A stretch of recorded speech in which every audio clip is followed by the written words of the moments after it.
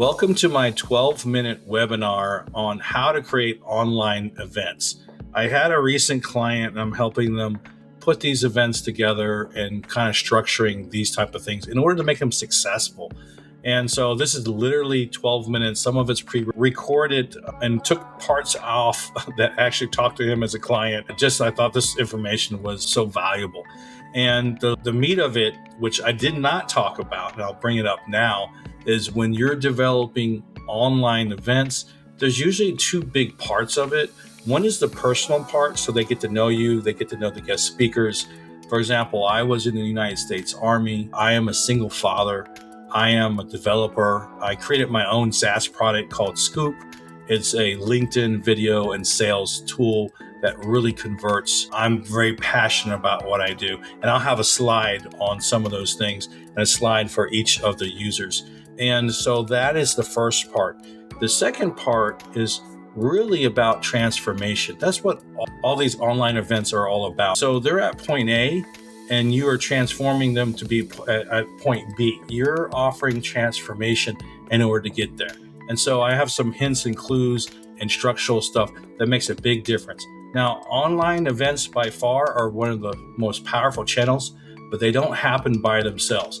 They happen through your LinkedIn outreach, through your content creation, through your DM conversation, and through your opt-in emails as well. And they work through multiple channels. And so multiple channels together makes a big difference. So enjoy the event. And please, if you have any questions or want to engage, I'll be here at the live event to answer any questions. Always open to help. All right. Thank you very much and enjoy the show.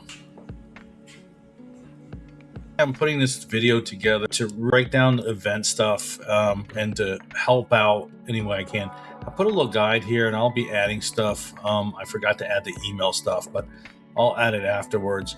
But I'll go through these items. These are two examples of events. One only had about 150 people attend, but they had over 300 people. I had about 300 or so views on it. So more people viewed it than actually attended it and originally registered to attend it. This event is where I had 7 book calls at the end of that, and I received those calls because I got 2 right at the event and then 5 through the email system.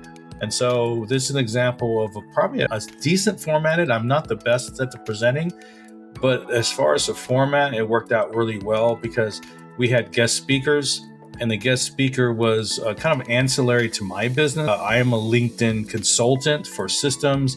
We had an email person and we had a salesperson on it. And we were talking about converting high value offers on multiple channels, basically the program that you're running.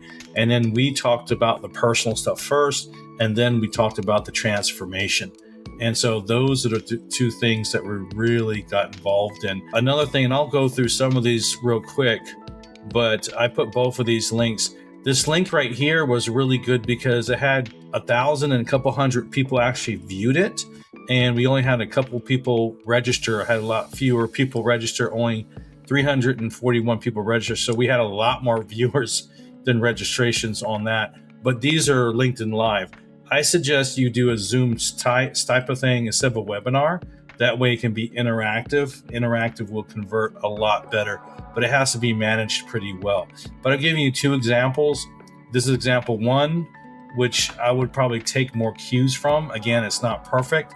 This is example 2 that has some good parts of education, but it's really designed for the people who want to sit and learn and not convert. And so I would take aspects of this, but really go by the style here on the left.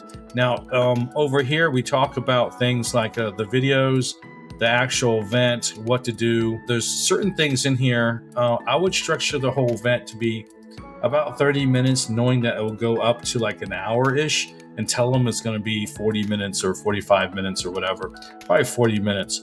And I would use a Zoom style. It doesn't have to be Zoom, but it would probably work out better if you see the people. And that way they can be more likely to interact and develop, and then have certain rules in there as well. So I would start by, as people are joining, simply ask certain things like, where's everyone coming from? I see you're joining. And then as they chat or put it in or they talk or something like that, before all the other people come up, you can say something like, "Hey, John, thanks for joining. You're from Las Vegas. I haven't been there for a while. They do have a lot of great events happening, and it is a major hotspot for networking, I hear. What's your take on it since you live there? And then have them answer on the chat by texting or on the Zoom. When I say Zoom, I don't mean the name brand Zoom, but the networking meeting, the video part visually. And then you want to lay out the direction and what the event's about, and then the rules. So you want to do the niceties first, then you want to run the rules, and then you want to talk about what you do. Well, I would say talk about what your guest speaker does, and then what you do. And it's always good to get a guest speaker that is a happy client or a person that has something similar to you but runs ancillary. For example, I know email and I know sales. I am not a salesperson, and I am not an email expert. And so those people will have a little pushback, which is great for banter, and that's important too. And I always say this event is this, and this. We'll have a giveaway prize for the person that's most active, and the prize is it's actually 2.5 hours of business consulting, which comes out to about $750. I run a 300 hourly consulting, and the business consultings really consist of A, B, and C, which is probably a way to run an audit for what they're doing, or however you want to say that. And then in your call to action, you'll have one call to action, and that's your booking link. You will have your booking link up on a screen. You'll have the QR code, so you can ask people to use the camera to record it. And at certain times, when you're showing your slides, you only want to show them as a primary when you are talking about that one thing, and then you want to bring it down. Most of your event should be your face because you're the star. If you put the screen up as a primary, it kind of takes away from the whole presentation. They're there for the presentation for you, not to look at the slides.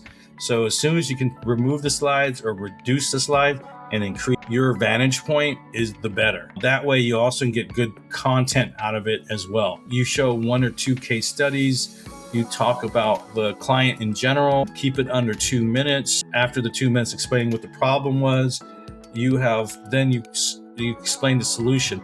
Well, their area of problem was this, and this. We saved them X amount and earned them this amount in the business, and they increased their business by 2-fold within, whatever that case may be. You want to be very clear on the outcome, and then you want to ask other people what businesses they are. Do they want to improve on their business? Can they see themselves in what would you do with an additional 40% of revenue, or whatever the case is? And would this be something they want to talk about? Put a 5 in the chat if this is something worth talking about. A meeting's always free.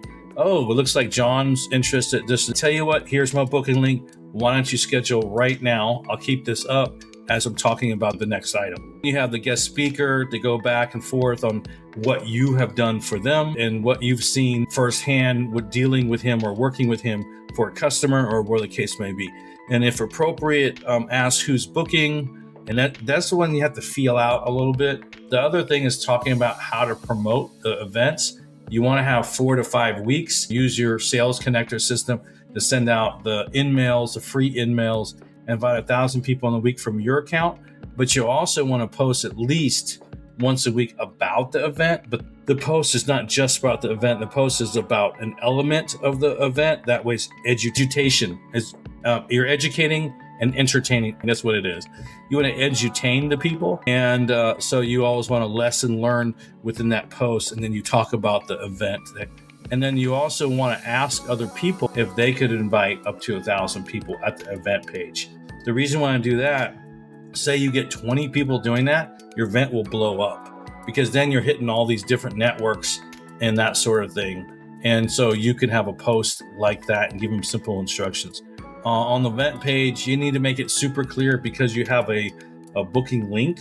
You need to make it super clear that use this booking link below and have a big old arrow on it and that sort of thing. After their event, have a post. So I would set a really cool set of slides, kind of like how I did for you for the event, and then use those slides and only have maybe like 6 slides. You have a cover page, you have the booking link on the end, and you have the stuff in the middle. That way you can kind of go back and forth. And then, your cover page, your page about the guest, a page about 2 case studies, main points on things that convert, and then your booking information with your big old QR code on it. That's how I would design the post, and that post would happen after the event. And then so that's something that I would definitely do as far as the event. Now the emails, you need to have 5 emails, and I've offered before, I never got those emails. I would send 1 email per business day after the event. So if the event's on a Wednesday, you have a Thursday, Friday, Monday, Tuesday, and Wednesday you send it off to. And the first one is talking about the event. Here's the replay. The second one is showing the slides or a link to the slides or some information. And third, talking about points. But all of them have your booking link in it to schedule some time. Your giveaway should be like that 2.5 hours of consulting, which is $750 value. I'll probably just give away one of those.